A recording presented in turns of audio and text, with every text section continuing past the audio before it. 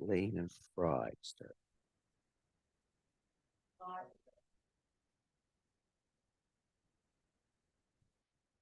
Good evening, everybody, and welcome to our Halloween edition of the Mount Pearl City Council. And I can show you, nobody in the room has anything. They're dressed up as members of council, directors, and they are a fine-looking bunch. Nice to see everybody wearing a poppy, and of course, the poppy campaign has begun. And nice to see everybody supporting our Legion and first responders, RCMP, and the like across the country. Council, you see before you the agenda, and I will accept a motion. Thank you. Moved by Councillor Lane and second by Councillor Fry that we adopt the agenda. All in favor? Those opposed? That's carried. Thank you. Now, we begin today's public council meeting by respectfully acknowledging the province of Newfoundland and Labrador as the ancestral homelands of many diverse populations of Indigenous peoples, including the Beothuk, who have contributed to 9,000 years of history on the island of Newfoundland. Today, this province is home to diverse populations of Indigenous and other people. We acknowledge with respect the diverse histories and cultures of the Mi'kmaq, Innu, and Inuit. We honor this beautiful land together as we strive for collective healing and true reconciliation. Council, the minutes for October 17th are there. I'd like to thank the city clerk and the executive assistant for putting them together. Any errors or omissions before we call to it for adoption?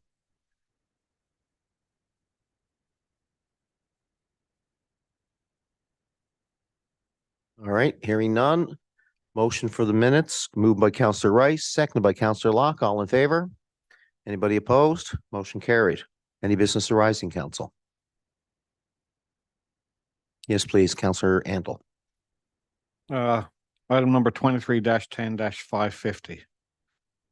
Oh yeah, the haunted walk. That was a great success, but I wonder, did we find out, was there a huge donation for the food banks? Does anybody know if the food banks?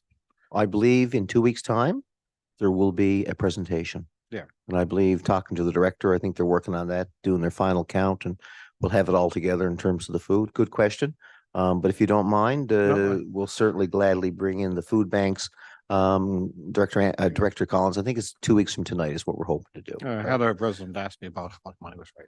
Yeah, no, it's a great question. I don't think all the tally is in, but it was a very successful walk. I met people walking in Michener Avenue last night, and they say, do you know? And I don't think they were familiar that much with Mount Pearl, but they asked, where's the haunted walk? So I had to break the bad news to them, but I also said that, Powers Pond is well lit up in the evening, and it's a nice walk, and it was very successful. So I want to congratulate everybody involved. Anything else, folks? All right, moving over to committee reports. Just going to give you another second chance there, council. We're going to start now with corporate services and public works report. And that's going to be Councillor Lane. Thank you. Thank you very much, Your Worship. The first thing on our agenda is the invoices for approval. The committee recommends that the following invoices be approved for payment, as you can see in your kit there, Council. And I so move. Thank you. Moved by Councillor Lane, second by Councillor Rice. Any comments, any questions? Very large amount to be paid. Councillor Andel. One of these days, I'm going to get that microphone working really, really good. Just a quick question, and maybe it's the same one, but number 10. We're paying for gas on top of mileage. It says gas expenses for the bus trips from April to June for $10,000 and change. And is that on top of mileage? Do we pay for gas and mileage for the bus? It seems to be getting more expensive each month. I recall our meeting with Metrobus, and I believe Metrobus acquires the gas because they get a better price, but I'm going to turn to Director Collins for the final answer. It's just a change in billing. They actually get their gas from the St. John's Depot, is my understanding, who gets a better rate on the gas compared to the way they were billed previously. Yeah. Any other questions? Councillor Fry. So does that mean we no longer pay per kilometer if it's changed? It's just broke out differently in the new contract. But our bills haven't really changed from the total. It's just billed differently. And it was cheaper in this round of negotiations in the contract between Metrobus and the provider that the gas was cheaper through their own means instead of it being part of the contract. So the payments to TAC exclude the gas. The payments to Metrobus or St. John's Transportation Commission include the gas. So there's no duplication. I think that's really where council's, I think that's the thinking. Hearing no further, see no further hands up. I'll call the question. All in favor? Motion carried if there's nobody opposed. It is. Thank you. Back to you. Okay, the second thing on our agenda is the payment register and purchase card report. For the information of council, the following payment register for October 12th to the 25th, 2023 totaled $1,145,618. The purchase card report for October 6th, 2023 totaled $384,999.17. And council, you can see that there in your kits. As for the information of council, I guess Councillor Lane, you're ready for any questions, perhaps? Anybody else? Thank you. And back to you folks. Thank you very much. And the last thing on for me this evening, sorry, just scrolling through here. It is.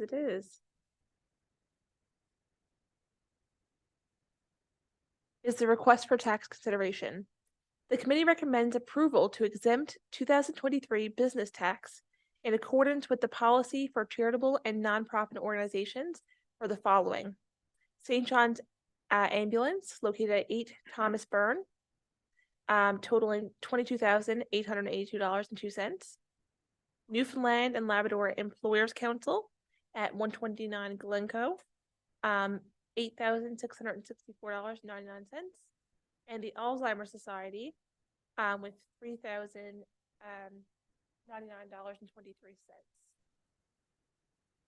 And as a move. Thank you much. Moved by Councillor Lane again and second by Councillor Rice. Any questions? This is pretty routine, and these are three valuable organizations that help out not only our city, but our region. Many questions? Hearing none, I'll call the question. All in favor? And those contraminded? And that's carried. Thank you. Back to Councillor Rice, I think. Just to get the microphone on here. So number 4 on corporate services and IPW is request for sponsorship for the DARE program, which is ongoing for quite some time in the city for 2023 and 2024 program. So the background, this one, the city is in receipt of a request for sponsorship for the DARE program for the 2023-2024 program. This matter was disclosed at CSPWC meeting of October the 3rd, 2023, and also at the meeting of Committee of the Whole on October the 17th, 2023. So the Northeast Avalon Regional DARE Drug Abuse and Resistance Education Program is a 10-week in-class program facilitated by uniformed police officers from the Royal Newfoundland Constabulary. Officers visit every grade 6 classroom in the elementary school system of the Northeast Avalon region of the English School District, discussing and encouraging wise decisions making, helping build a positive relationship between police officers and young people. So the program seeks support from the municipal and community partners to make it a success each year. The city has hundreds of students currently enrolled in the grade 6 and has historically supported the DARE program. So recommendation to Corporate Services and Public Work Committee recommends that the request by the Northeast Avalon Region's DARE Committee to maintain the $3,000 donation to the DARE, which is the Drug Abuse and Resistance Program or Education Program for the 2023 be approved. And I so move. Moved by Councillor Rice, and thank you. Seconded by Councillor Lane. This is money well spent, I think, for the youth of our community. Any questions, council? Clarifications? All right, I'll call the question. All in favor? Those opposed? And that is passed. Thank you. Number 5 is off to our facade improvement program, a recommendation. Background this one, the city is in receipt of an application from O'Neill Group, Countryside Farm Butcher Shop at 969 Topsa Road for a grant under the city's facade improvement grant program. So the application has been received, scored and evaluated by the judging and selection committee, who found that the application meets the criteria of the program. The department supported approval of the application and noted that this would be within the budget for this program for 2023. In the interest of timing, the matter was communicated to the Committee of the Whole via email on October 19, 2023, and the committee supported the recommendation. Recommendation from Corporate Services and Public Work Committee recommends approval of the application for the grant of $9,700 under the city's facade improvement program for O'Neill Group, Countryside Farm Butcher Shop at 969 Topsa Road, which is within budget. And I so move.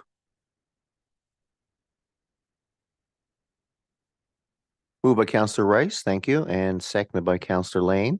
Director Antle, is there a development permit issued for this? This is what I would call a new business up in the old, next to the paint shop in the old Stone Valley area there. And this has probably been in the works for a while.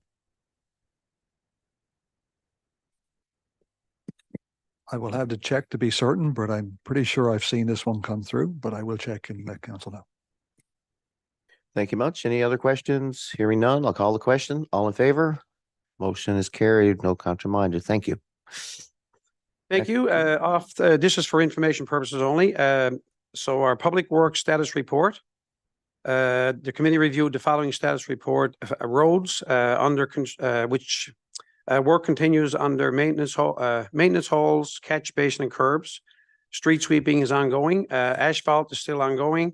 Household recycling and bulk garbage also ongoing. So you can call and still, you know, if you want to take advantage of a $25 bulk garbage pickup, certainly there you can certainly avail of that.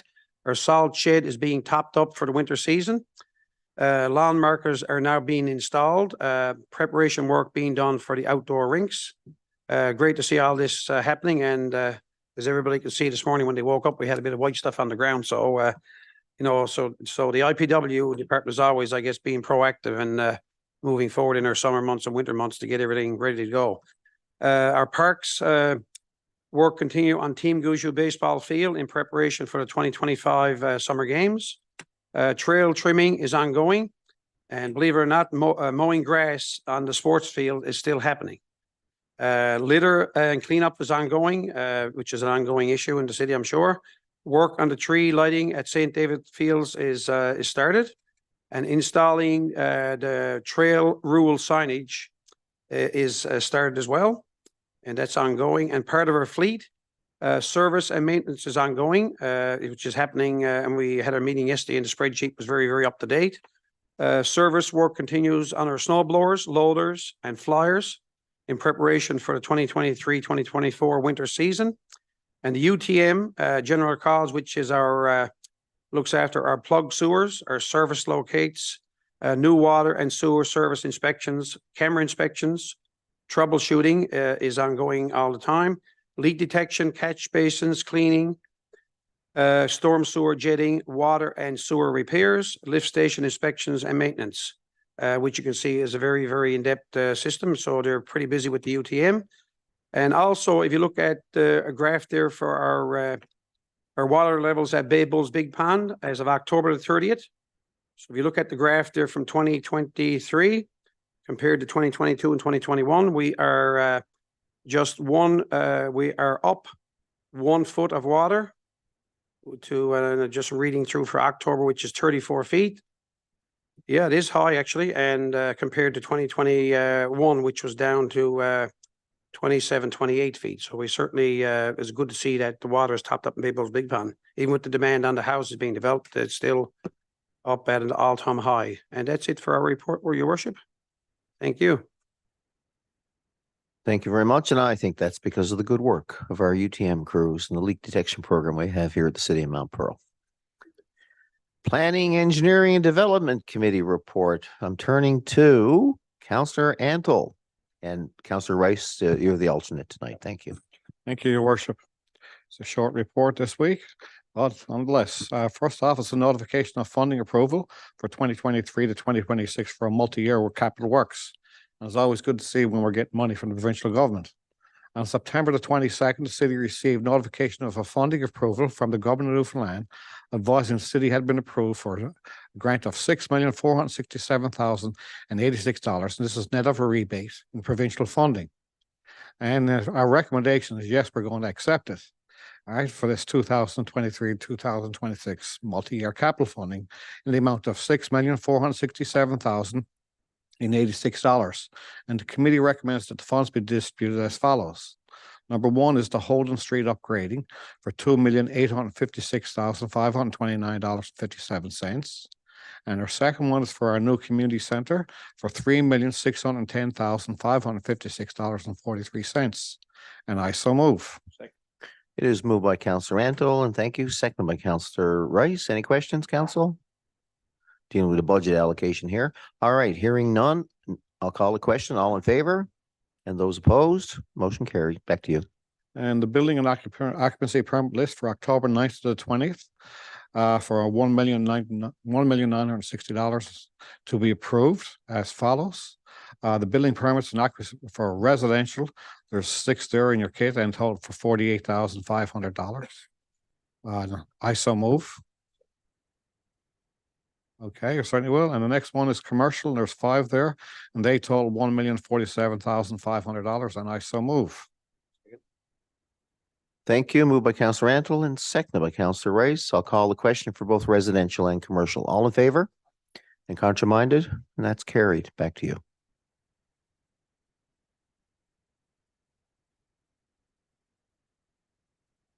Thank you. I turn on that microphone. You think I'd know after a few years, right? Oh, good. So you got the control switch. So he has the kill switch now. It's all downhill from here. Occupancy permit for 1 unit there on 162 Park Avenue, and there's no motion needed for that, right? Okay, and I so move. And again, moved by Counselor Antle, seconded by Counselor Rice. All in favor?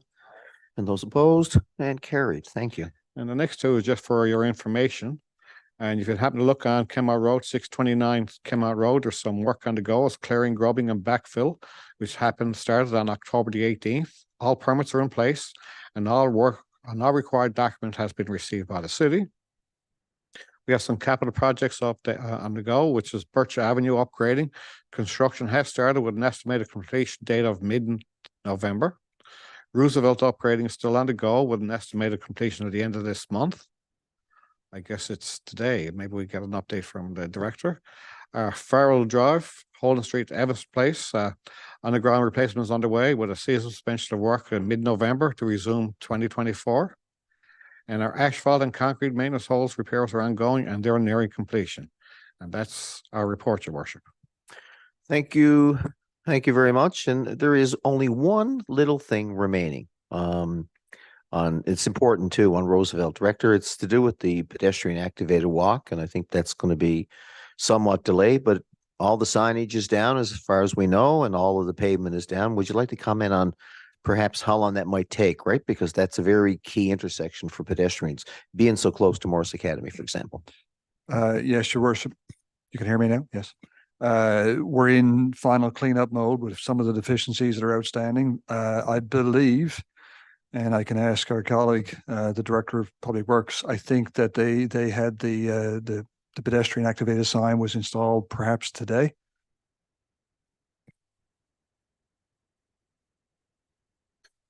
Last email I seen on it, I believe the only section that we're waiting on now is actually the power drop from Newfoundland Tower to actually hook up the power to the pedestrian activated light. So 99.9% complete. No, well done.